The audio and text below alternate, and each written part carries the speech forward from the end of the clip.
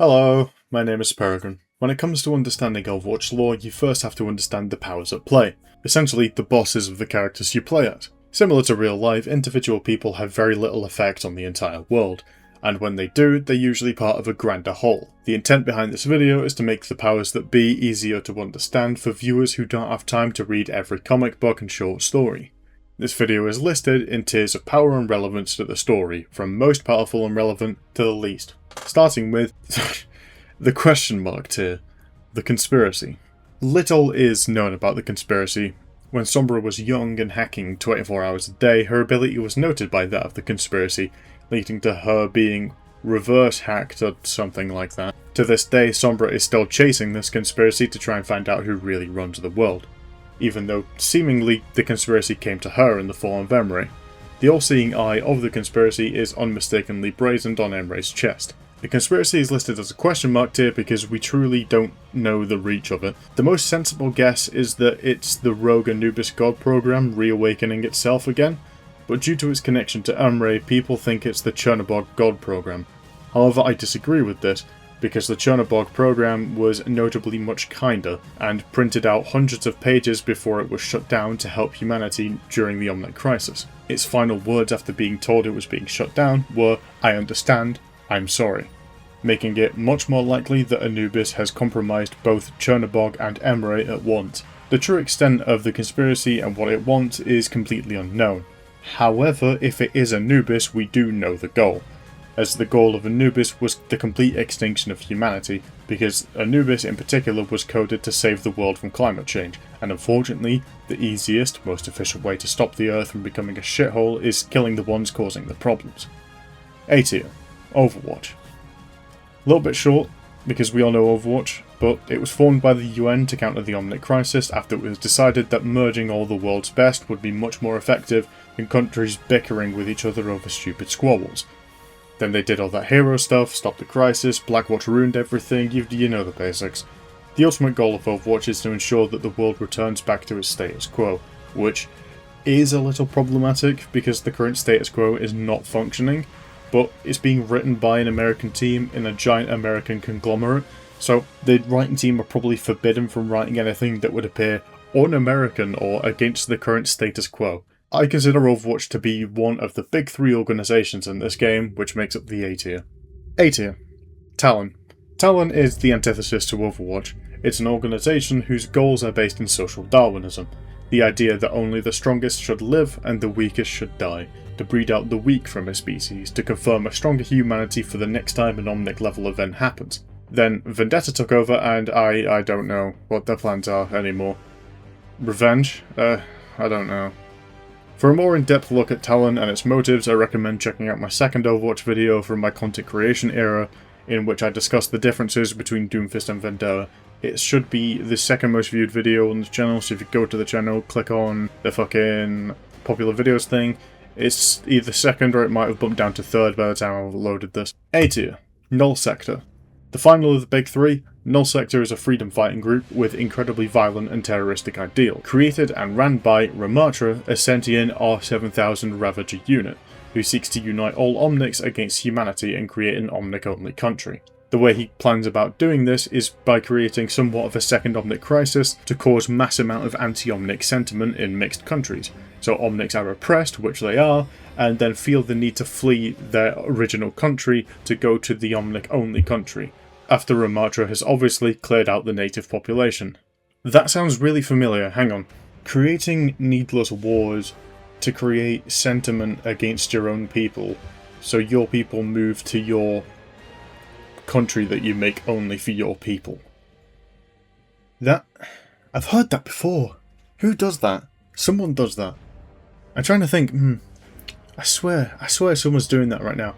Anyway, jokes aside, Null Sector is a wildly powerful force in the Overwatch universe who needs to be taken intensely seriously. I enjoyed these three organisations because of their differences and alliances and goals. I feel like you could realistically write instances where each of them could team up together to take the other one down. If Null Sector threatened to take all Omnics away like they are doing, Talon and Overwatch could team up to try and stop them because both parties require Omnics to be free. Talon and Null Sector could team up to try and cripple Overwatch's forces, as both antagonistic groups desire Overwatch to be gone, and Null Sector and Overwatch could begrudgingly team up to curb Talon's wars, as Overwatch is anti-war and Ramatra would hate to see humanity develop stronger anti-Omnic weapons. The fact that they're all at odds with each other, but could realistically team up, creates an interesting world and the dynamic between the big three. B tier. Vishkar. The Vishkar Corporation is a company founded by Domina's grandfather, with the intent of using new hard-like technology to revolutionize the world and bring aid to those in need. However, before Vishkar had the ability to bring the gods to the world, Vishkarwama Bat died in a car accident, which in my opinion smells very fucking fishy. Vishkar then began using hard-like technology to bring the aid like they promised, but instead of altruistically, they did it at a cost, meaning poorer nations became indebted to Vishkar. To ensure that they remain the cornerstone of the hard-light market, they sponsor schools and promising students into becoming hard-light engineers, the two most notable being Satya Vaswani and Niran Prusamat? Nope, not happening. Symmetra and Lifeweaver, basically. Also, they heavily patent all research to avoid copycat companies or do-gooder like Lifeweaver or Lucio's father from doing anything good with hard light for free. While building up debt with poorer countries to levy power, Vishkar have a tendency to treat the inhabitants like rats, giving them curfews, destroying their cultural identity, accidentally and purposefully creating natural disasters, and using the inhabitants like cheap labour. Vishkar's only motive is to make as much money as possible, which is boring but realistic. B tier. Lucheng Interstellar.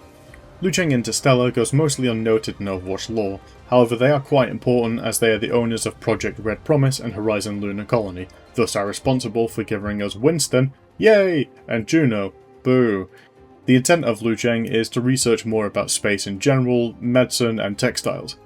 Probably so we have another planet to move to when we fuck this one up past the point of no return. However, according to Reaper, with no source stated, Lucheng isn't clean, which, to be honest, yeah, who is? But thankfully, they did make a textile that's like Kevlar, but even lighter. So I suppose that's why you have to get shot 50 fucking times in Overwatch before you die. B tier. Helix Securities. Helix is the UN's replacement for Overwatch after the organization was outlawed.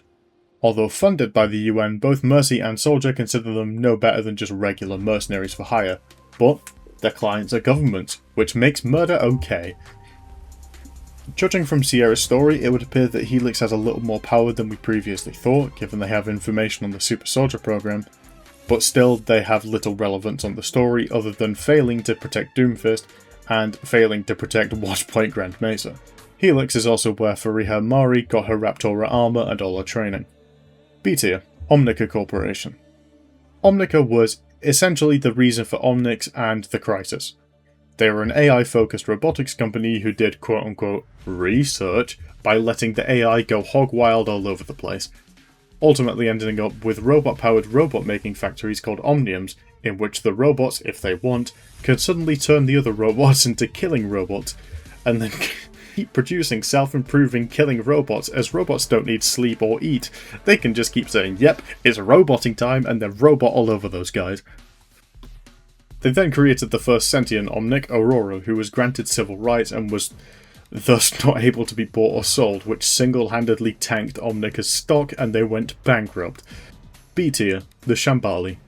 The Shambali are a group of monks who believe that Omnics have souls in the same way humans do. They study the concept of the soul in hopes of understanding how Aurora gained sentience, and how she managed to transfer said sentience to millions of Omnics worldwide. Although not powerful in a traditional sense, the level of political or cultural power the Shambali hold is unmatched, patching up the sketchy ties between Omnic and human caused by the Omnic Crisis and the mass Omnic hatred that followed.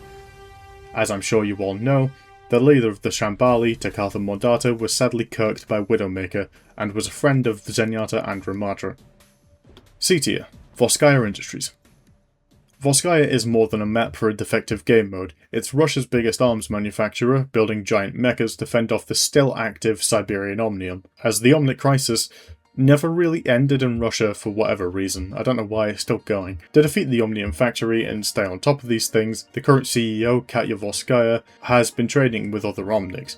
Due to the ongoing crisis, Omnic rights in Russia are incredibly low, and they're still very hostile to Omnics, so this would be considered a massive betrayal of the Russian people, thus giving Sombra a mass amount of blackmail over Katya. This is a hint to me that Volskaya is somewhat connected to the conspiracy, but to what level, we're unsure. C tier. Lumerico. Lumerico is Mexico's largest energy company, promising clean energy to everyone in Mexico. However, they leverage their energy as political power to bribe and threaten their way into tax cuts, and have their controversies covered up by the Mexican government. Their most recent power plant is at the end of the Dorado map, where you deliver what I assume to be an EMP to the factory. Lumerico seems to have some connection to the conspiracy, but it might also just be in that web because it's where Sombra did her first hit. We're not sure. C tier. Ironclad Guild. The Ironclad Guild was founded by Europe's leading engineers, one of which being Torbjorn Lindholm, with the idea of creating new inventions to improve the world and make them available without patent. However, unfortunately, Ironclad's inventions, such as the Titan, were repurposed by the god programmer Anubis, causing the engineers, notably Torbjorn, intense amounts of guilt as he knew this was eventually going to happen, not too dissimilar to Oppenheimer. The guilt is also assumed to have driven another founder, Sven, to insanity, who was seen using the Titan to attack a city. C tier. SST Laboratories.